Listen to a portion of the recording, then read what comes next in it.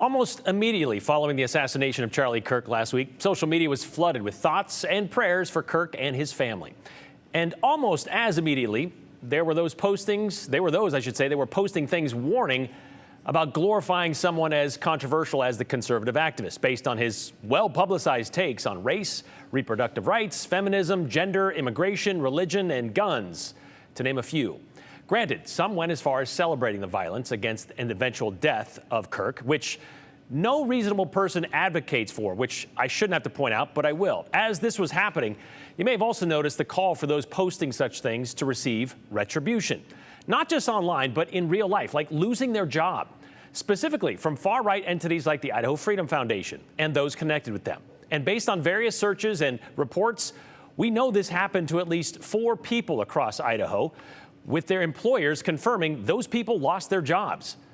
And maybe there was a discussion in your household or among friends when you learned of these terminations. Like, I thought cancel culture was bad. Or what about the First Amendment?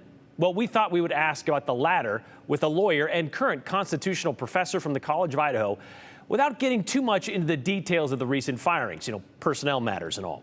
Beginning with, what protections does the First Amendment offer government employees when it comes to speaking freely? Sometimes we as Americans think that our fundamental rights are absolute and they're universal, and they're certainly not, and that goes for the free speech clause in our First Amendment of the Constitution. It's been around since 1791. And so that is the starting question. Does the First Amendment right to free speech even apply here? And the answer, of course, from a lawyer's perspective is that it depends.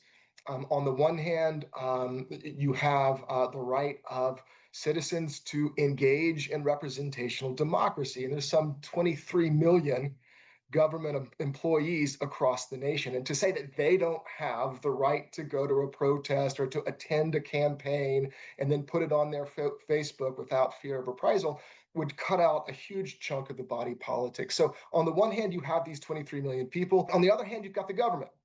You've got all these government agencies and employees that want to make sure that their particular agency or office is run well, is run efficiently, and without distraction. And so the court in 1968, I think, in a Pickering decision, created a balancing test. Really quickly, what is the balancing test? Yeah, the balancing test has 3 prongs. The first one is that the government employee is protected if they are speaking in their private capacity, not as a part of their government job duties or obligations, but in their private capacity. You might even add that they're protected as long as they appear to not be acting on behalf of their government entity. Factor number 2, the speech must relate to matters of political, social, or other concern to the community. It's called the public concern factor. So is the speech that the employee reputedly got fired because of, is that speech of public concern? The third and last one is really just the interest of the state and counterbalance. The interest of the state as an employer in promoting the efficiency of the public services that it performs, free of unnecessary disruption. So those are the factors. Okay, so let's say that these people posted something on social media, not as a representative of their agency, but just on a personal social media page. I think that's a great question. I think that depends on whether or not what they posted was a matter of public concern. What about something that's vulgar or just in poor taste?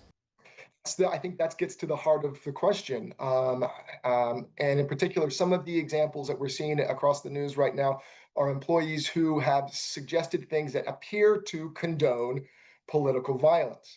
Is that something that is of public concern? And that's an answer that I don't have for you, and I imagine would be one for litigation purposes.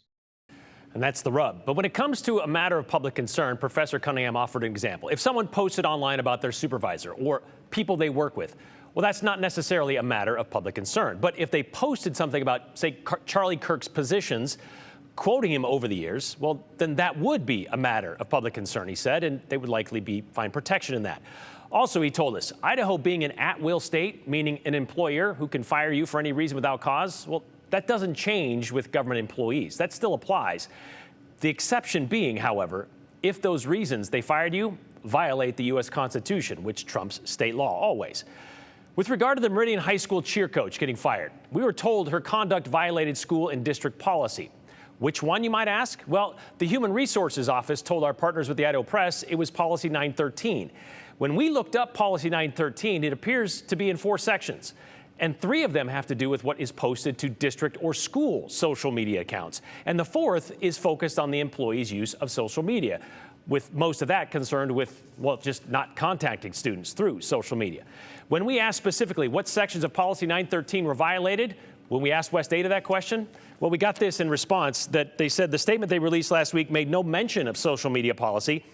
I would, however, direct your attention to District Policy 403.5, which talks about personnel conduct, discourteous or offensive treatment of the public or other personnel, and engaging in outside activity or conduct which creates a substantial discredit to the district. Just got this in my email. But then I asked, because the Human Resources Offices quoted Policy 913 as the reason, still waiting for a response to that. So I'm not sure what the reason is. It's also worth pointing out something we mentioned earlier. The entity behind the push to fire employees for speaking ill of the dead, that would be the Idaho Freedom Foundation. They've been posting about it since Thursday, despite not being fans of cancel culture. How do we know this? Well, it's how they justified the hiring of known anti-Semite and white Christian nationalist David Riley back in 2023. And it's right there on their website, dated December of 2023. Quote, the leftist media would like me to cancel Dave, talking about Wayne Hoffman there, because he holds historical and religious views that they don't like because, quote, they're different. They want to cancel him. Riley is entitled to his opinion, wrote the former IFF president. I don't share them, but opinions are just that, and they are harmless. And if we can't work with a person because of differences of opinion and concerning sincerely held beliefs, well, there'd be no one left with whom to work. He continued saying, I'm supposed to condemn him. I'm supposed to throw outrage his way. And because I didn't do that, the leftists, he wrote, in their role as thought police, are coming after me and the Idaho Freedom Foundation. But actually right now, it appears these days, it's the other way around.